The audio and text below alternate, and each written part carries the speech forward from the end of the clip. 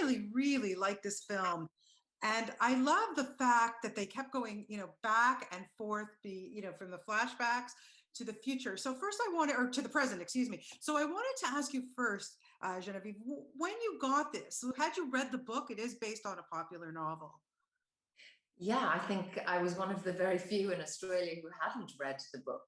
So I was sent the script first, and then I spoke to Rob, and I very quickly went and got the book.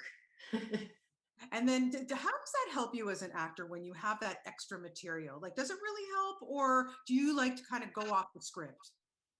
Oh, I read as much as I can. I love reading. I love picking up little nuggets. And Jane Harper, the novelist, source material for our film was just vital. I think when you can read not just a plot and not just a thriller, which the film is, yeah, but within a book there are psychological insights to characters that I just find just so rich. Yeah, absolutely. Now, the film isn't called The Dry for nothing. You shot in an area in Australia, from what I understand, is that you'd never really been to this area before, and you're looking at this part of the country, and you guys shot during a drought. How does that affect you when you are actually making the film and watching the locals and seeing what they have to go through as well? It was a real part of this filming experience for me. We shot in those small towns which have been ravaged by drought. Meeting all those people, working so hard to carve out a living out of a very unforgiving landscape. Perhaps something that I love so much about this piece is that our producers and producers and director and casting director brought in a lot of local people within the film. So the little boy who plays my son is a local kid. There's a scene with me and Eric in a restaurant, and that the woman playing the waiter is a local woman from the towns. Right. A lot of our supporting cast or people filling out the big scenes, like a funeral or the school, they're all local people, and I think they just infused the piece with such an authenticity. It was wonderful. It was a wonderful thing to be a part of. Yeah, it was. Yeah, it was. Oh, that's wonderful. That's so good to hear too, that they're, that it made them feel a part of it as well. I have to ask you about working with Eric Bana. First of all, does that guy ever age? I mean, seriously. No, clearly not. You've seen the film. What was it like, the chemistry? Did you guys hit it off immediately?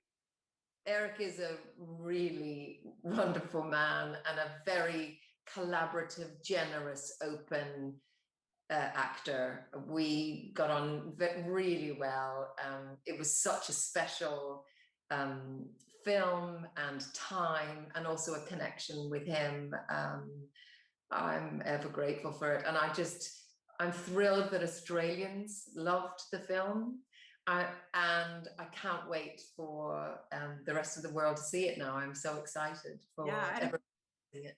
Yes, it brings up a topic that is very interesting. When you live in a small town or wherever, you have to make that decision. Should I stay or should I go? And as we see with your character, Gretchen, she stayed. Eric's character left and he became pretty famous. How do you feel about something like that? When you're entrenched somewhere, but you're on the verge of like, should I leave? Should I change my life?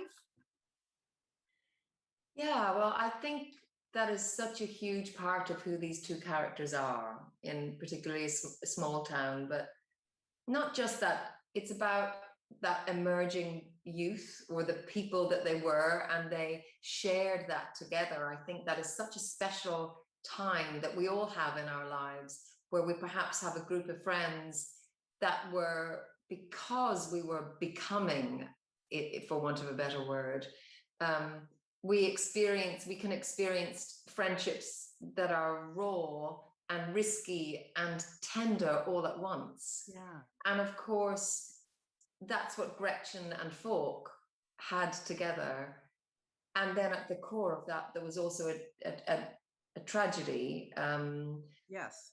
and a mystery and a secret that they hold together, both collectively and also for each other. Yeah. So there is an incredibly complex history, and she kept it through staying. And you've met her as a character. Right. She chose to stay and to hold those secrets and to get on with life in a very positive way.